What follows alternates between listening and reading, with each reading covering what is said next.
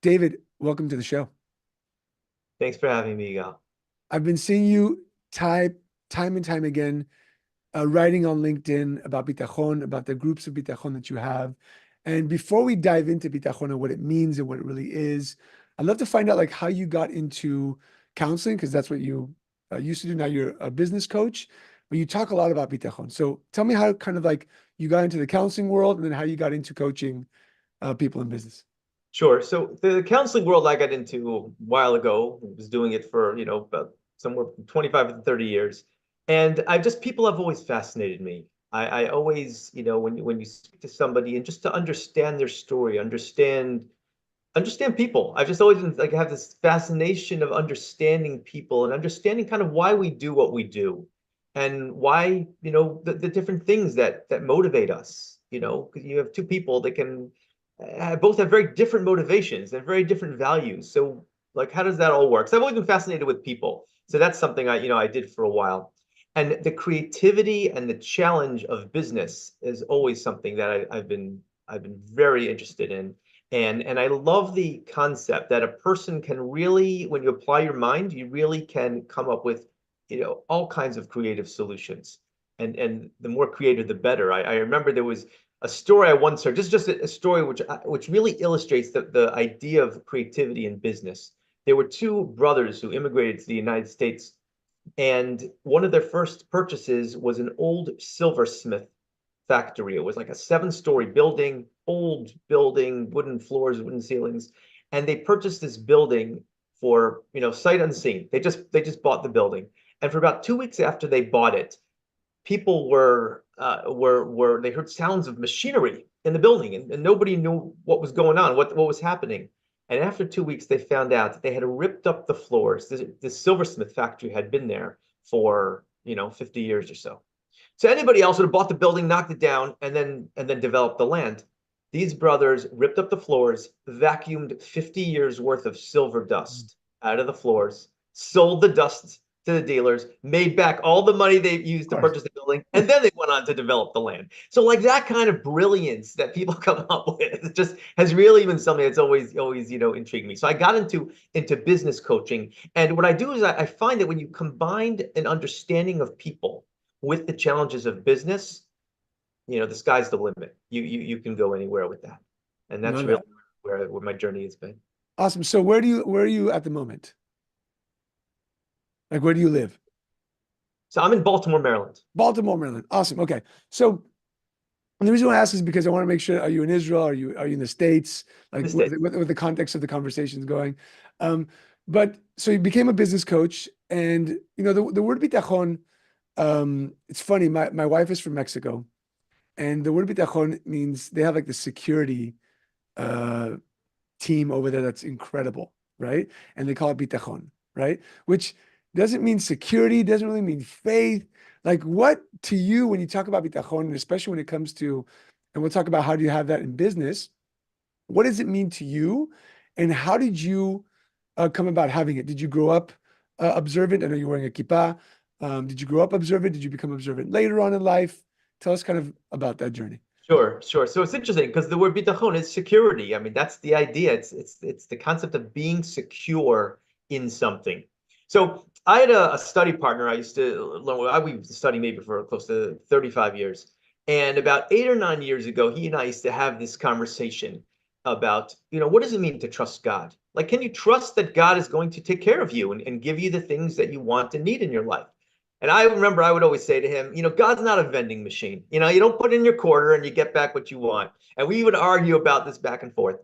And then I would say maybe over the last, maybe, like I said, 7, 8 years, I really started to look more into the concept of what does this mean, bitachon? What does this mean to trust? What does this mean to security?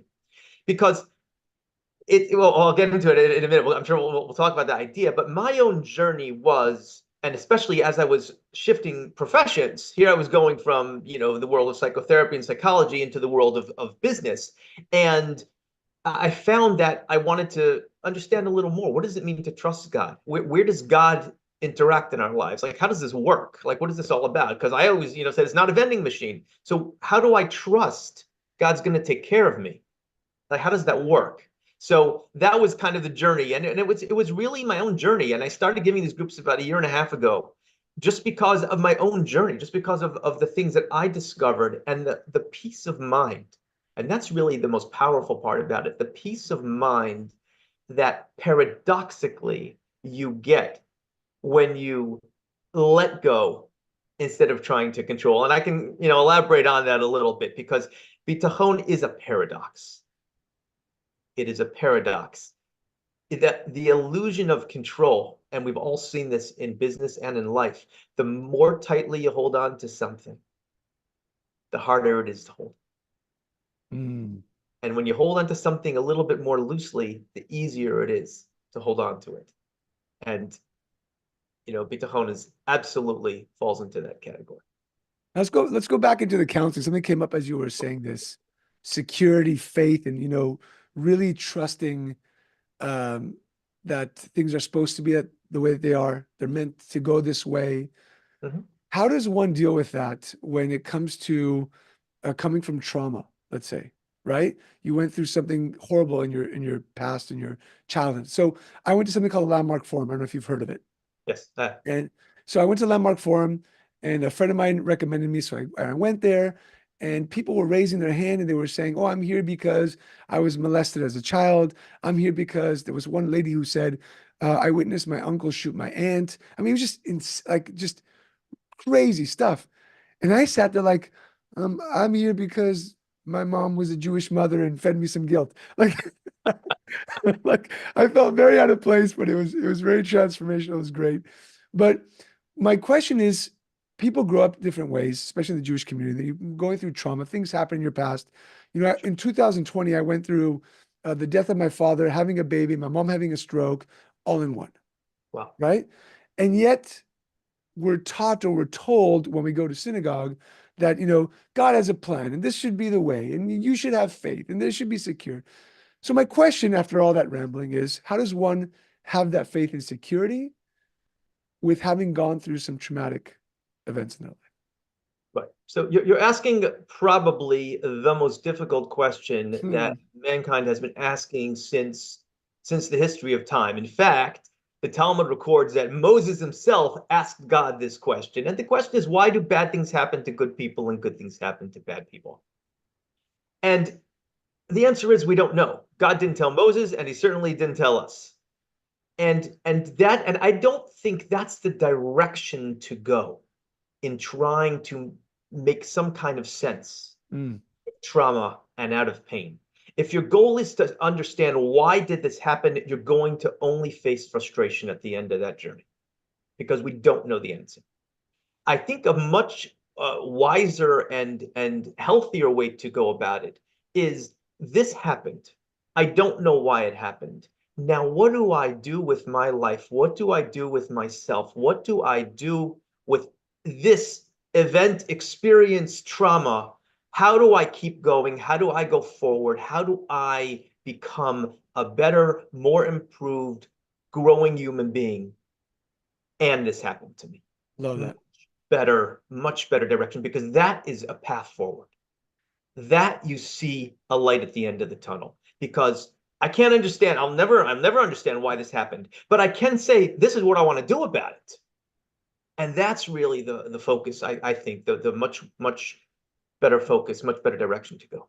Do you find that people who have that mindset, the mentality, right? I mean, it's a yes question, but what I was going to ask is saying, somebody who gets up from an issue, they lost their business, they had a divorce, something happened. Like we were talking on the pre-roll about a guy I'm following on Instagram, and he's running ultra marathons and he's raising money for kids' cancer because he lost his 8-month-old baby girl. And he's just moving forward, right? He's like, what can I do to put a light into this world, right? What happens to the people who can say, you know what, it happened, it's good, it's not good, it happened, how do I move forward? As opposed to those who keep holding on, like you said, as you hold on too tight, it's harder to hold on to. Why is it benefiting them? And why is it that the mindset of the other person is more light, is more palpable, essentially, to be able to move forward? Well, the person who moves forward takes the experience. And again, let's just be super clear. Moving forward does not mean you forget or ignore what happened. It did happen. And one of the most powerful things people can do is actually have two things in the same, we tend to use the word but when we should use the word and. Let me just explain what I mean. This happened to me, but I'm going to do this. And the minute you use the word but, you have just thrown out the first half of your sentence. Whereas if you use the word and, they can both be true. This trauma happened, and this is what I'm going to do about it. See, now you have two things that are both true. This was a horrible, terrible thing, and this is the light that I'm going to bring into the world as a result of what happened. And again, obviously, I just want to, disclaimer here: every trauma is dependent on the person. There's no one size fits all with this. But the people who are able to bring light and move forward are people who are able to say this happened, and I can continue my life. They aren't stuck on one side of that sentence. People who get lost in the trauma, they can't get past it. This becomes who they are. This becomes their existence. This becomes all they can think about. And being able to say this happened, and this is where I'm going to go in my life, is a very powerful sentence. This guy, he posts consistently about, the baby that he lost, and he posts consistently about raising money for children's cancer awareness, right? So it's not like he's forgetting, but he's saying this happened, and I'm going to run ultra marathons. I think he runs like a marathon a day for some 90 days, something insane. And he's raising money for children's cancer because it's only 5% of the research money goes to it. So he's like, absolutely not. I'm going to raise awareness and funds, and it's amazing. I mean, that's the and. That's a great example of the and, because when a person can have different things in their life, you become unstoppable. Because whatever happens, there's always an and at the end of the sentence. The person loses their business, and I'm going to go do this. A person loses their job, and I'm going to do this. A person gets divorced, and this is what I'm going to make my life look like. There's always a future. And I think the four-letter word that is probably the most powerful word a person can use is hope. Because when you have hope, you're always looking forward. You're always looking for that next great thing to come into your life. And when you don't have hope, you're focused on the past, you're focused on the negative things that have happened, and then you never move forward and you miss out on all the opportunities. Now, is that what Bittachon is? It's hope and security kind of put together, where you have this bright light in front of you, you've got this hope, and you're also secure in the fact that this is the way it should be? So let's talk about, let's approach it from this perspective. Bittachon is trust. Let's use the word trust, right? The security, we use that word. That's what the book is. Shara Bittachon, Gates of Trust. Gates of Trust, exactly. So who are you trusting? What's the trust? I mean, what are we even trusting here? So I'm going to get into the concept of just how people live, and then we'll apply the word of Bittachon. I think we'll be able to answer your question in a little bit of a roundabout way, but we're going to get to your answer. All of us, every human being on the face of this planet, wants to be in control of your life. Everyone wants to be in control of our lives. We want to control every facet. We want to control the outcome. We want to be the ones who determine what is going to happen. And what we wind up doing then is we try to control, right? That's why, they ever see like these if you ever go to like some of these corporate events, they'll do these like trust fall exercise, the trust fall, right? And everyone says, how are you going to do the trust fall, right? That's crazy. Why? Because you don't want to rely on the guys behind you catching you. And that's this idea of trust. We always want to be in charge of what happens in life. We want to make the decisions. We don't even want to trust anyone else. And we certainly might not want to trust God. So we want to be in control. And what Bittachon does is it allows you to, so that's A, that's what we want. Here's the paradox. Here's the problem. We're not in control. Yeah.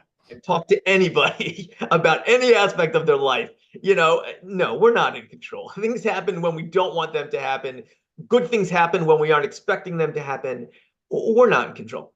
We don't write the complete script. We write the script of what do we do if something happens. That part we do, but we don't write the script of what the circumstances themselves. So we're not in control. So here we are, we're going through life.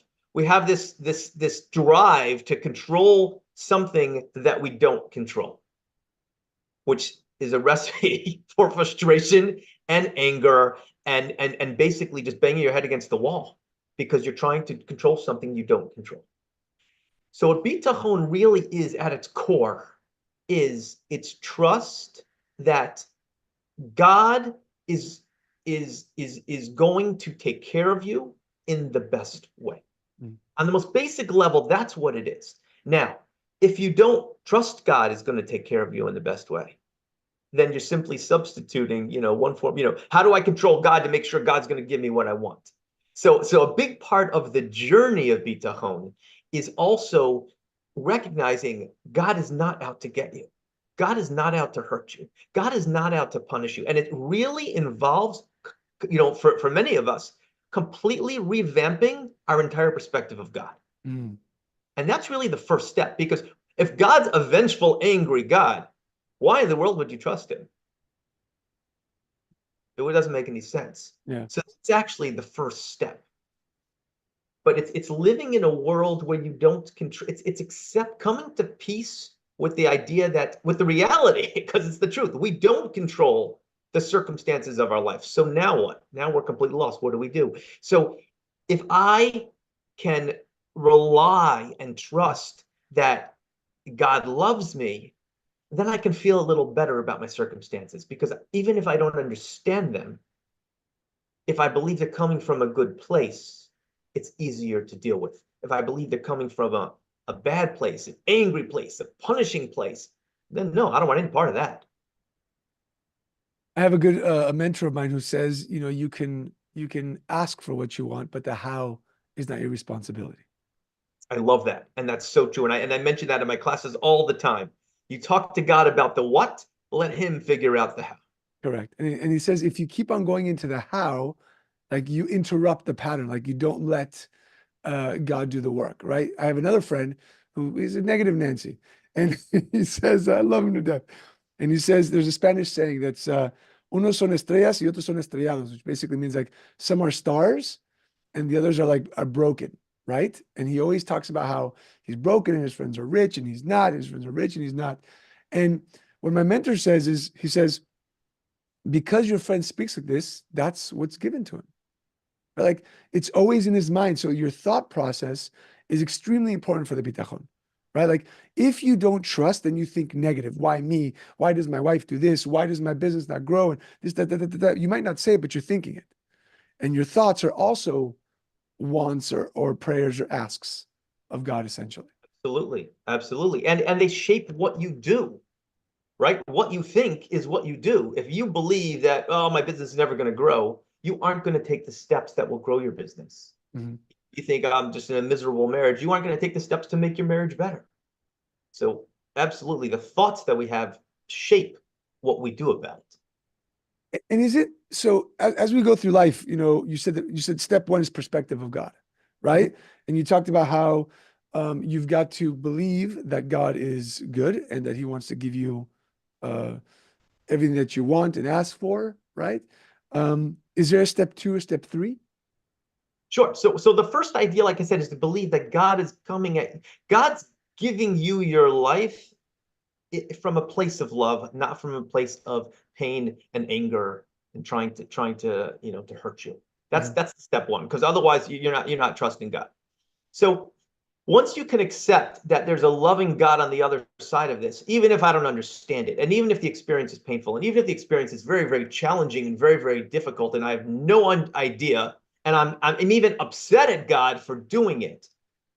But if I know where it's coming from, that place of love, it's easier to accept. So that's number 1. Step 2 is also you said, are there different steps? So I would say that the second step is to let go of this illusion that we keep trying to control the outcome.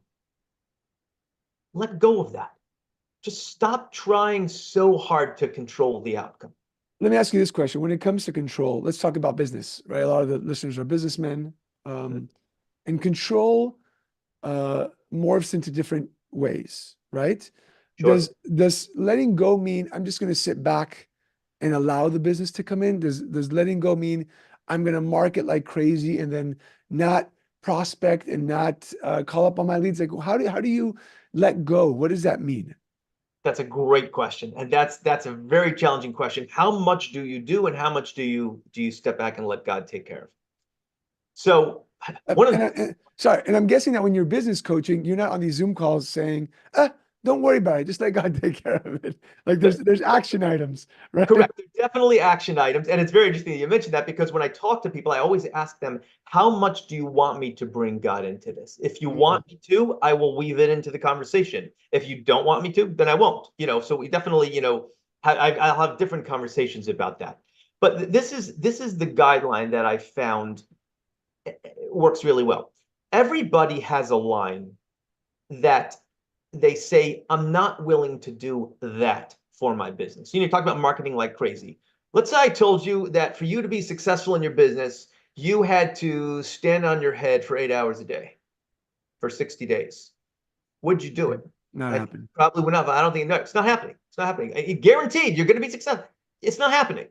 Why? Because you're saying, I'm not doing that. I'm not willing to do that for it. So everybody has a line that they say that's too much, right? I'm not working 23 hours a day. I'm not doing this. It's impossible, and I'm just not willing to do it. We all have a line that we say, I'm willing to work up to that line, but after that line, that's just too much. Yeah. And that line is unique for every single person. So the answer is, so when do you let God and when do you work hard? The answer is, as long as you believe I need to work hard to accomplish this for my business, then that's exactly what you should be doing. If you think you should be marketing, you should be marketing. If you think you should be getting on more sales calls, you need to get on more sales calls. At some point, you're going to hit a line where you're going to say, I feel like I really did all I can do right here. If I keep scrambling to do more, I'm already getting into a place of just a never-ending, cycle of trying to control an outcome. And you can actually recognize that yourself. That's the point where you say, okay, God, I'm done. And I think that's a line that everyone has, and I think it's unique for every person. And I'm gonna guess it's also like unique by circumstance, right? If you're coaching somebody whose business is losing $100,000 a month as opposed to somebody who's making $100,000 a month and just wants to grow, the perspective is different. The goals are different. What needs to happen is different, right? The scrambling is different, essentially. Different. Correct. Yeah. Correct. Yeah. Love it. So the perspective of God, letting go, and obviously it's in different areas in different ways. And then what else? I mean, as you're coaching these business people, and we were talking about how you want them to have that good perspective that things are going to be good, that God wants the best for them. Two, to be able to let go wherever that line is. And what would three be? What would three be in terms of being successful and having that faith and that security and saying, we can make this happen? 3 is really the internal work of just calming yourself down. Because so much we get ourselves in such trouble when the more we stress. Because what's stress? If you think about it, what are we stressing? Stress is, I'm trying to control something I don't have control over. Because if you can control over it, right? I'm not stressing about picking this pen up. Why? Because I know I'm going to pick this pen up. But if you're going to decide if I'm picking the pen up, I might stress about that because I don't know if you're going to let me do it or not. So a lot of our stress comes because we're trying to control. So the third step would be you understand where things are coming from. Second step is you did whatever parts you believe you need to do, and now you're at that line. You say, okay, God, I did my part. The third step then is to just calm yourself down. Calm yourself down. Like you mentioned, breath work earlier. You do what you need to do. Breathe, calm yourself. Just get yourself to a place where now you're going to just handle whatever comes your way. And I also think that's always one of the most powerful questions a person can ask themselves. How will you handle this? Because this allows you to deal with any situation. I don't have to protect myself from the situation. I don't have to make sure the situation doesn't happen. Because when I ask myself, how will I handle this? No matter what comes my way, there's an implicit idea that I'm going to handle it. That's number one. The idea is like, how you can handle it, obviously I can. And number two, it gets me focused on the future. It gets me focused on not changing the circumstances, but what am I going to do about my circumstances, which is a whole different way to live. what I'm thinking now, what's coming up also is as you're coaching, if you're going through these kind of 3 steps, right? The perspective is different, letting go, and the calming. Now the client is open to hear ideas. The client's open and calm to maybe put other things to move forward, different perspectives. Now there's a place where you're sitting and saying, okay, there's some peace. Now from peace, there can be some progress. Because if there's stress, how do you have progress from stress? It's very, very hard. And it's crazy because a lot of times, a lot of people think that if I have more stress or I've had success through stress, so I need to put even more stress on myself to have more success. I've seen that before. Absolutely. And there was a study. I just saw the study today, actually. I don't remember. It was in 1992. The study was, they asked people, they looked at people who are rolling dice. And their question was, can you predict the roll of the dice? You know, it could be a 6, 1, what's it going to be? And what they found is that people believed they could predict what the dice were, you know, what the outcome of the dice was going to be before they rolled the dice, more so than after they rolled the dice. But here was the twist on the experiment. They said they introduced an element of stress. They said, if you get it wrong, we're going to shock you. So Okay. what do you think, right? So you got, let me ask you, what do you think? Do you think that people thought they were able to predict it better or worse? If that was if they, you know, they were stressed like that, they were going to get shocked if they were wrong. What do you think? So the first thing that comes to mind, it would be worse, right? There was like fear, and then there was like stress to be able to make it happen. And the answer is people, the greater the stress, the more people believe they have the ability to control. Okay. Isn't that interesting? Which goes along, it's in line with exactly what we're talking about, exactly what you were saying. We think the more we're stressed, the more we're in control. That's an illusion. Yeah. It's the opposite. It's really the opposite. So when a person's in that place, the person gets calm. And now they can start. All of a sudden, you start seeing things you didn't see before. You see opportunities you didn't see before. You see solutions you didn't see before. And it's amazing to watch. You know, people all of a sudden like, you know, why didn't I see that? Well, you couldn't see that because you were stressed out. You know, obsessing over making payroll. So of course you didn't see this opportunity. You know, it's reminds me of a story. I've been part of men's groups for a long time, and I was in Austin, and we were getting to the first ice bath I've ever done. And I don't think I've ever stressed out so much. I thought I was going to die. Like it was insane. So for the 24 hours, I was freaking out. I couldn't sleep. I'm like, what's going to happen? My good friend, Joy House, was on the podcast. He walked us through it. We did the breath work, got in, and like the first 30 seconds was tough. It's very, very tough to do an ice bath. First 30 seconds is tough. And then afterwards, just like, oh, calm the mind. Let's go. And I could have been there 5, 7 minutes, no problem. But I think that we stress ourselves out so much before even going into something like rolling the dice, making an investment, that we psych ourselves out essentially. And we don't have that faith to say, oh, this is the way it's going to be. I'll give you a great example. I'm going on a trip for my brother-in-law's wedding in Bordeaux, France, right? And we're going with my 3 daughters, and it's planes, trains, automobile. I have to take everything to get there, right? And at first I was freaking out. I'm like, what am I going to do? They're not going to sleep. And this thing, oh my God, and organizing it. Until I just took a deep breath and I said, enough, Yigal, basta, finished. It's going to be amazing. It's going to be how it is. And it's calmed me down way more. It's going to work out. It's going to be great, as opposed to what's going to happen if the girls don't sleep and if the trains don't make it on time and if I can't rent the vehicle, if the hotels don't have the enough. Yeah. Why? We literally make ourselves crazy. We make ourselves crazy. Yes. It sounds so basic, and we all do it. Now let me ask you this. We make ourselves crazy. I think that a lot of times we make ourselves crazy through what we see, what we hear, and what we allow to see, right? We're on social media and we're seeing the war that's happening in Israel and the fact that, some Islamists beat up somebody in Germany, whatever. And we're filling ourselves with fear as opposed to filling ourselves with positivity. So now the question, you've been saying, I've been studying for 30 years. I just kind of started studying and reading and doing some more about my Judaism. I went to Hebrew Day School. I won the Cunin B Talmud Award. I was going to go from I went from going into yeshiva to being a rock star and like going a whole different path.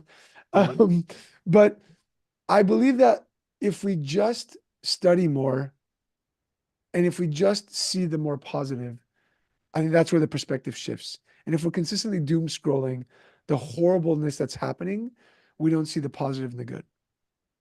I think that affects us. Yeah, I mean, and there's so many studies that back that up. It's not just a feeling. It's reality. It's the truth. Mindset really is king. And what you do and what you focus on will give you the ability to be positive and be open and be calm and be relaxed versus being stressed, being worried and being anxious. 100%. There's a lot of studies that back that up.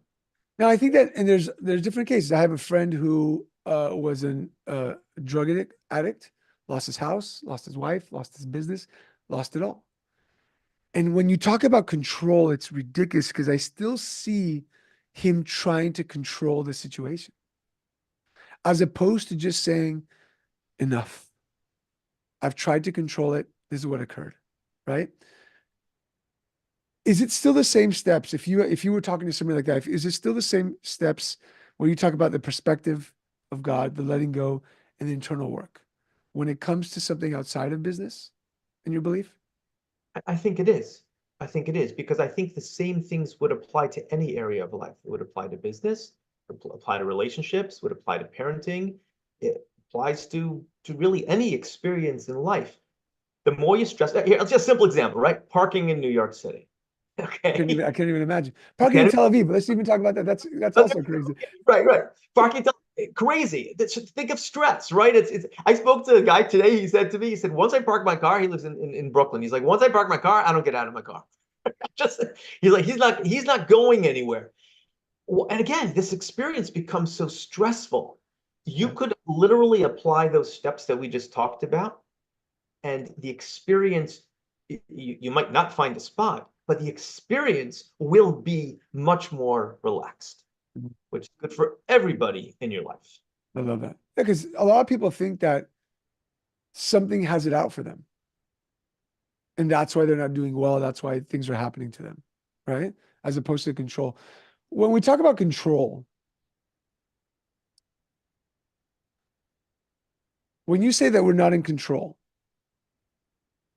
does that, I mean, in your eyes, obviously that we're in control of nothing, right? Some people can say, I had Keith Yackey on the podcast, and he talks about we're in control of how our wives see us. And we talked about how to be more attractive so we have more sex in our relationships, right?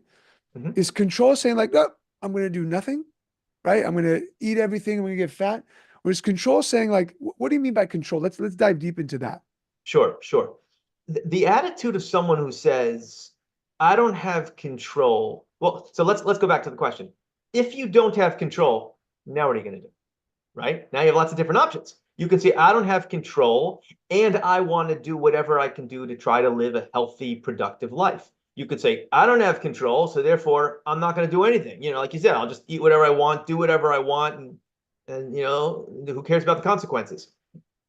That speaks more to who you are and your character than whether or not you have control. The reality is that we don't have control. We cannot control what another human being does. We cannot control our circumstances. Right? Just look at COVID, right? Yeah. Okay, we don't get there are things, there's so many things in life that we do not control. The question what we have to ask ourselves is, now that we're not in control, what do we do with this? Mm. How do we act? Do we act positively? Do we act kindly? Do we act productively? Or do we say we're not in control, the hell with everything and just do whatever you want? And that's really, I think, a distinction that speaks more to who the person is than than the idea of control. There's a sense of like, what I'm hearing is that there's a sense of peace in not having control, right? And what I mean by that is you come to a point of like inner peace to be able to open your eyes and say, okay, I'm not in control. What actions can I take now? Yes, brilliant. That's literally what it is. The actions you take once you let go, you look at the world through a very different lens. Love that.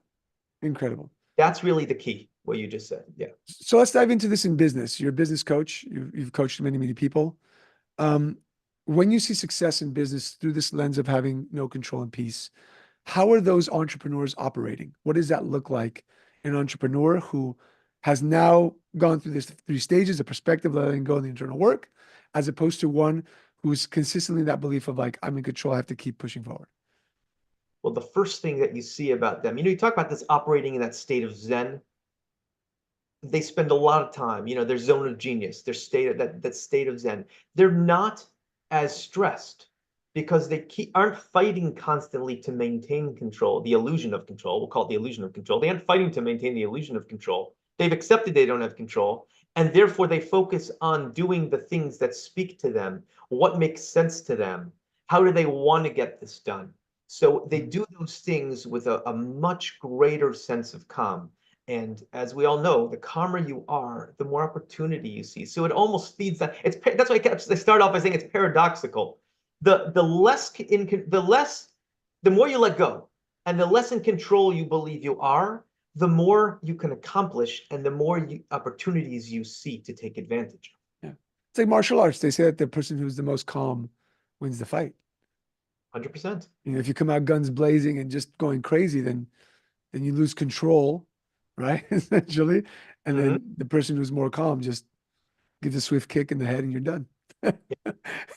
And the trick is, the challenge is to practice this.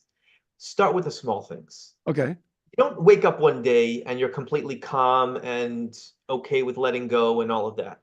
No, you got to pick something, and choose something that you're okay with the outcome. You're okay with whatever the consequence is of the reality. Again, it's just really just opening your eyes to the reality, but it's learning to really accept that reality. You open your eyes to pick something small that the outcome really isn't going to make that much of a difference to you, and then practice this and watch what happens. Watch what you feel. Watch what goes on in your head. Watch how you act towards the people around you when you stop trying to control the circumstances. How about what came up to mind was also controlling people, right? So in business, we try to control, I do leadership consulting. A lot of people try to control other people. You might try to control spouses. People try to control their spouses. Children. Children as well. And when you let go of control, for example, I've got 3 girls. When you say let go of control, it's not essentially not having the rules and regulations in place, but it's, if that's the way they reacted, it's sometimes I see me and my wife getting upset because we feel like we're in control. They shouldn't have been that way, right? And so we get even more angry because it's a fault of our own for not being good parents. And so then we just scream more, get more angry, whatever that is. Exactly. And you go down the rabbit hole, and it's not a good place to be. Letting go of control does not mean you live your life without consequences and rules.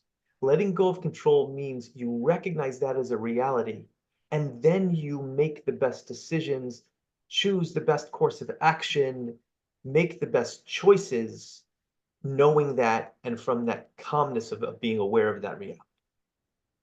Is that where the opposite of that not having control, that's where that trust is? Correct. And that's where that bittachon is, essentially. That's where that bittachon, exactly. In other words, if I'm not in control, so who is, where does God fit into that? So again, if God's loving God, so I don't need to understand everything he's doing. I just need to know that it's coming from a good place. Got it. And that's it. And listen, I've had conversations with people about, well, how is somebody loving, and if something tragic happens, and those are questions that we just don't know, right? Like you said in the beginning, we just don't know. There might be a purpose. Like this gentleman's purpose who lost his 8-month baby was now he's raising millions of dollars for cancer research, which never happened before, right? Again, I'm just putting 2 and 2 together in my human element, which is I find it's a dangerous road to go down, though. correct. Even That's in right. positive things, Yeah. because we really don't have the answer. Yeah. I think what a perspective to use is, what a beautiful thing he's doing. This happened, and this is his response. Is that the purpose? Those questions are way beyond our pay grade. We don't have the answers to that. And I think that's you talked about step 1, step 2, step 3. I think this is a massive step. It's this happened, and starting there, like this happened, and I can take it down a dark road, and it could be horrible, or I could take it down a lighted path and really make a massive difference. And I'm not talking about like tikkun olam in the world, like just a massive difference in my life, in my family's life, in my business. Let's start in that nuclear first, and then we could take it to a whole different realm. 100%. So it's this happened. I think for me, this conversation, the biggest thing I got to this, David, I think it's thank you. I always say that like God puts people in my path on this podcast for a reason at the right moment. And this happened. And just for me, that's so powerful, man. That's huge. I'll tell you why, because and is the future. People who have a tragedy or a difficult challenge in their life, they get stuck in the challenge. There is no future. That's all they see. And allows you to finish the sentence however you want. There's a future. I love that. So if you're listening to this, I know you are. I think for me, ask that question. I got in a fight. Seriously, this is how I see it. I got in a fight with my wife. And what's my next step? Like, how do I do this? How do I do this in a loving moment? I didn't close that lead. And right. It's like you said, it's future pacing. It's amazing. David, I appreciate you being on the show, man. For me, you've just with that sentence, with the perspective that, of God, the way he sees you, letting go and doing the internal work. And then, like I said, this happened and has been massively valuable to me. And I know it's been massively valuable to the listeners. So thank you for that. I appreciate the opportunity. Thank you so much. And as we say here on the show, Chazak v'matz, may God give you strength and courage to keep doing what you're doing. For those of you listening to the podcast, I appreciate you. Stay tuned for the next episode of the Tribesmen Podcast. By the way, before I forget, I did forget. How can people, and I'll edit this in, how can people find you, David, to be able to work with you? Okay, so a great way to find me is on LinkedIn and also on my website, which is Hochberg, DHOCHBERG.com. And it's Hochberg, so I screwed that up in the beginning, so I apologize. It's all good. It's all good.